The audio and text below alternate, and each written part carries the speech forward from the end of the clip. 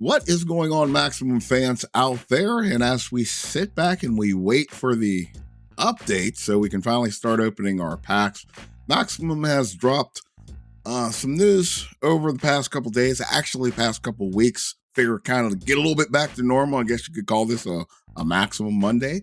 But anyways, a little bit ago, they released some information about adding weather to the game. And on their Twitter page, they posted this. It's game time, rain or shine. Here's a sneak peek at our work in progress, rain effects. And as you look at it, I like the haze of it. It looks very good. We kind of always figured that they were going to be bringing on some type of weather effects with, you could see uniform degradation already in the game. I want to see how crazy they get with the rain and the mud that will be on the field. Unreal Engine 5 is capable of quite a lot, and I think we're going to see some real throwback looking games like in a sports game.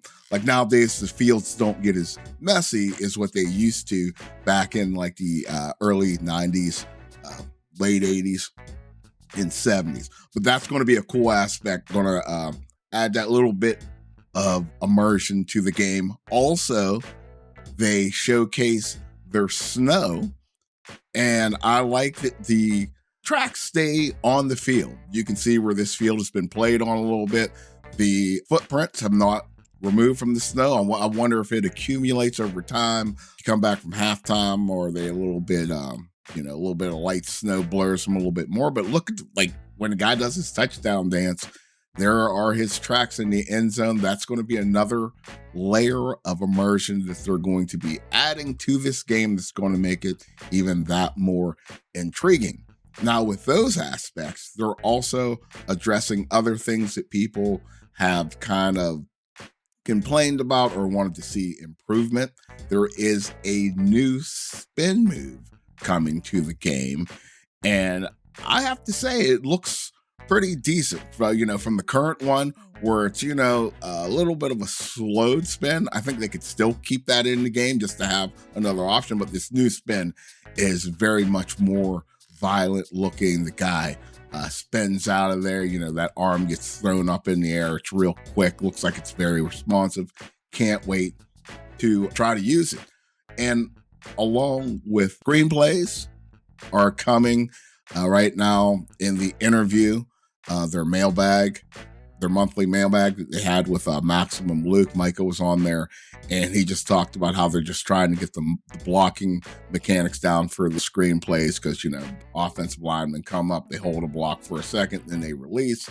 He went into that, so that's going to be coming out in the first part of the year. Then after that, option plays are supposed to arrive, and with option plays, QBs are going to get new running animations. And you can see a lot of times in the game where these new blending animations or all new animations are going to be coming in because players will you'll see some flickering. Like when you're trying to strafe, you'll see the legs doing some weird things at times, but I know that is going to be fixed. Once again, we're in early access, and this is the direction that we all anticipated this game was going to be going. Like it's not, with early access, it's not a finished product. It's a work in progress, and it's shaping up nicely.